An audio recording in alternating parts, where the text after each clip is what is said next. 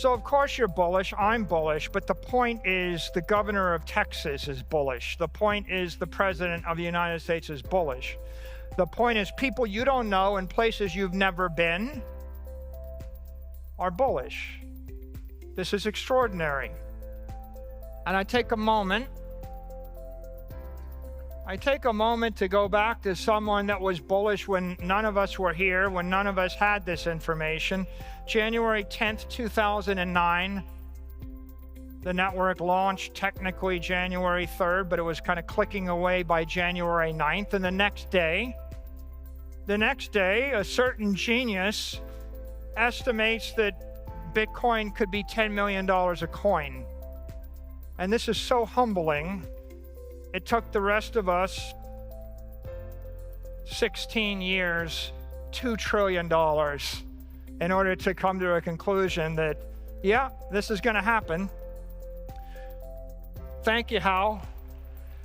Billionaire Michael Saylor reveals how Bitcoin hits $21 million by 2046.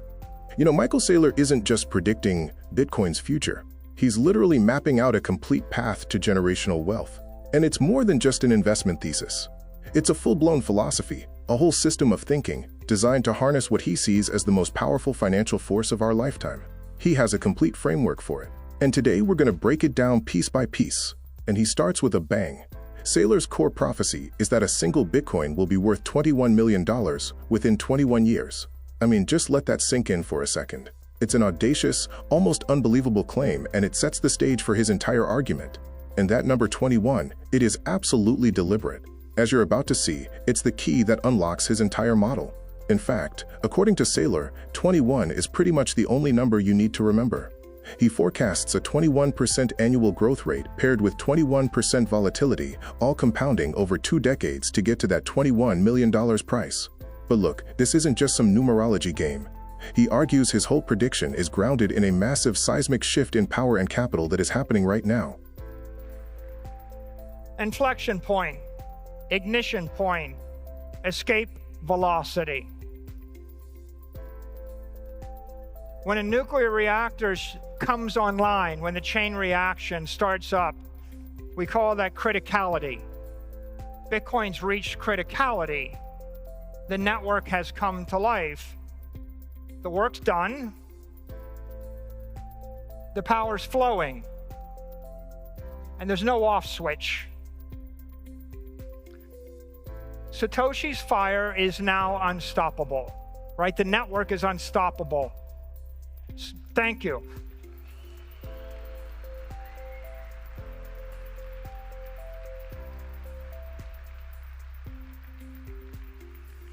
Satoshi's point is the Schelling point of global money. We can now see, you can see, I can see, the rest of the world is beginning to see that in fact there is an inversion and there's a transformation. This network doesn't need me anymore. This network doesn't need anyone anymore. It's going to continue to grow, and no one can stop it. And so with that, with the help of all that information, I'm going to now share my Bitcoin prophecy.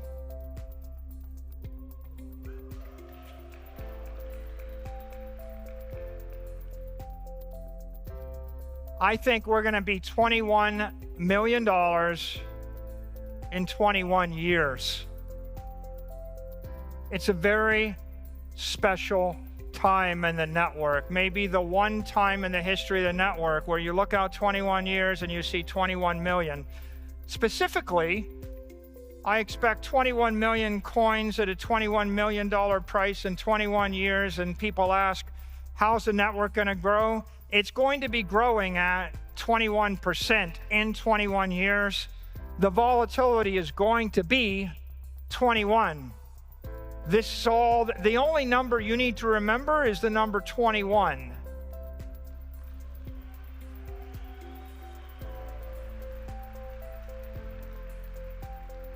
And what does that look like? Well, that looks like 28.5% from here. Not that different, slightly less than 29% ARR. But the path to 21 million, it's not going to be simple. It's going to be volatile. And so you're going to see a volatility, and it's going to damp over time, but you got to be prepared for the volatility, for the surges and the drawdowns, the good days, the bad days. This is Bitcoin's annualized return looking back a decade, looking forward 2 decades. And you can see that the network was growing faster when it's small. That's totally rational. It's now in the mid-50s.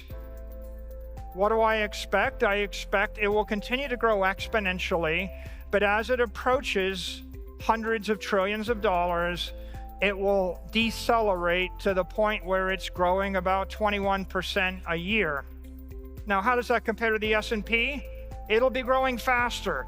In 20 years, it's still going to be the best idea. It's still going to be the most lucrative capital asset a company can hold. It's still going to be durable, vital. There will not be a better investment in the year 2046.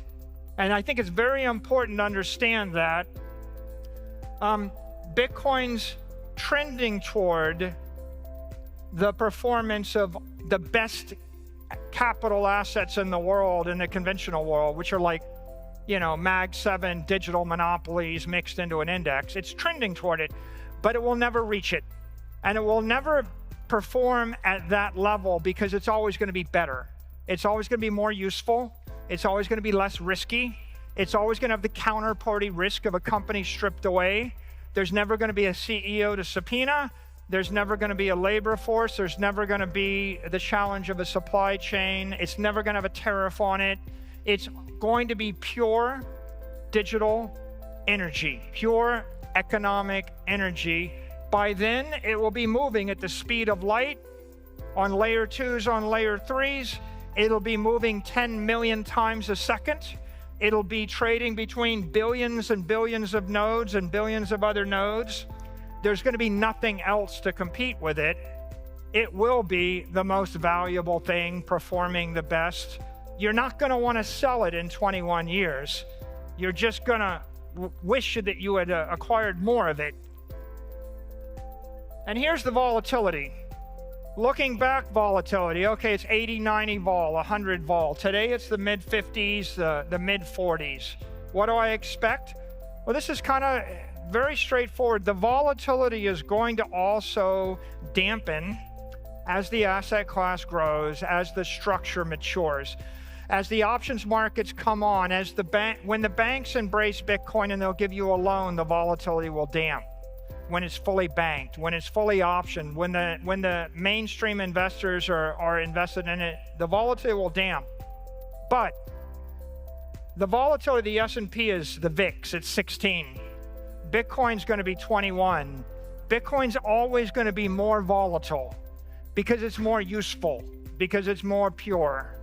Right? And because it's more leverageable, because you'll have more capabilities and you'll be able to do more with it everywhere in the world.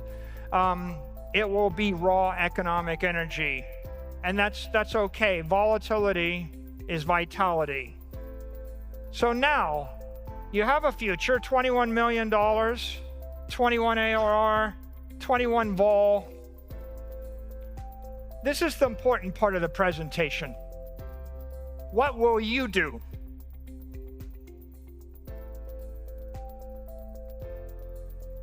First of all, you have a 21-year head start.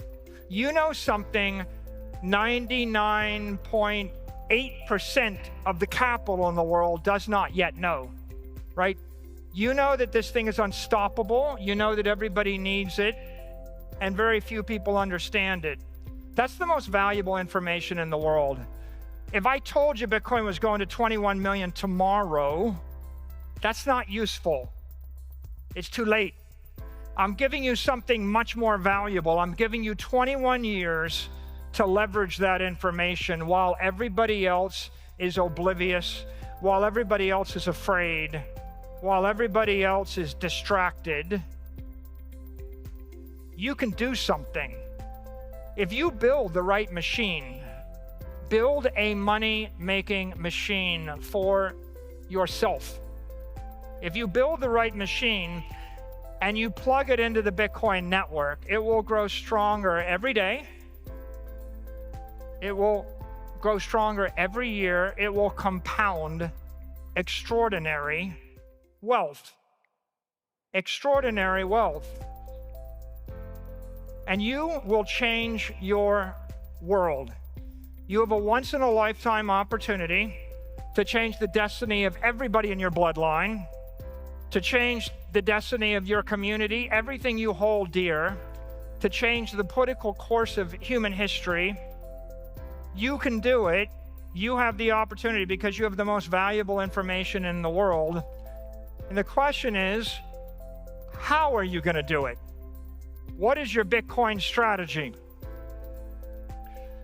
You need a 21-year plan, right? If you have the vision, but you don't have a plan, you're just dreaming, right? You're not going to get there by talking about it. You need clarity. You need to know what's going to happen. You need courage. You need to be willing to take a risk. You need to put your own economic interest at risk. You're going to need to take a courageous step. And then you need to take action. Clarity, courage, action. People that understand Bitcoin buy Bitcoin. People that don't understand Bitcoin talk about Bitcoin. So what are you going to do? You're going to build a long-term plan based on disciplined work, responsible finance. The price is just a reflection of that adoption. It's not a barrier to it. So this all brings us to his big conclusion. If the opportunity is so clear, why hasn't everyone already jumped in? Saylor's answer is really counterintuitive. It's the volatility, and he frames this volatility not as a risk you should avoid, but is the very thing that creates the opportunity in the first place. He uses this classic blackjack analogy. Getting into Bitcoin now, he says, is like being dealt a king and an ace at the table. You have 21, the winning hand. In his view, the outcome is pretty much certain if you just have a long time horizon. So there's only one way you can possibly lose, and that's by folding your winning hand, by just refusing to play the game. And this is the final crucial insight. The very volatility that scares away all the big, slow, conventional money. That's what creates the opening for everyone else. He calls it Satoshi's gift to the faithful. That chaos, that gut-wrenching uncertainty, that is the price of admission for this generational opportunity. He says the day it becomes completely stable and predictable, the opportunity for life-changing wealth will be gone. So the question he really leaves us with is this. When you look at that chaos, do you see risk or do you see opportunity? If you found this information valuable, please hit that like button, share this video with fellow investors who might benefit, and subscribe to our channel for more in-depth analyses and market insights. We eagerly await your comments below. Let us know your thoughts and what topics you'd love for us to explore next. So where does all this incredible confidence come from? Saylor calls it the Great Adoption. It's this perfect storm of support from Wall Street, from Washington, and from global regulators, all aligning in Bitcoin's favor in a way that honestly was just unthinkable a few years back. I mean, remember when it was still dismissed as some fringe asset? First up, Wall Street. The institutional floodgates have just burst open. We're talking over $150 billion in new capital pouring into this asset. But really the story here isn't just the money, it's the huge cultural shift. Bitcoin has gone from being the so-called toxic asset that the financial elite just laughed at to a legitimate institutional one. And now it's backed by bullish research from the world's biggest banks. That is the institutional taming of a once wild asset. Next, there is the political embrace, which Saylor calls, just extraordinary. We're seeing a pro-Bitcoin administration with a stated national goal for America to become a Bitcoin superpower. That kind of language from the highest levels of government, backed by actual legislation moving through Congress, signals this massive political tailwind, basically giving air cover to the entire industry. And finally, the regulators. This is the crucial third leg of the stool, the SEC's approval of Bitcoin ETFs. I mean, that was a landmark moment, right? It opened the door for retirement funds, for mainstream investors. But just as important, the Fed and the OC have signaled to banks that it's safe to engage with Bitcoin, while new accounting rules have finally allowed corporations to hold it on their balance sheets without getting penalized. Basically, the major regulatory walls have just been torn down. So Saylor wraps all this up with one really powerful metaphor. He argues that with Wall Street's capital, Washington's political will, and the regulators' green light all coming together, the network has reached a state of criticality. It's like a nuclear reactor coming online. The chain reaction has started, and in his view, there's no off switch anymore. That fire is now self-sustaining. Okay, so with all that going on, how do you harness this power? Saylor breaks it down into a 3-part playbook, and it starts with the absolute foundation, your mindset. He says before you can act, before you can build anything, you have to think correctly about what Bitcoin is and what it represents. And it comes down to these 3 pillars: clarity, conviction, and courage.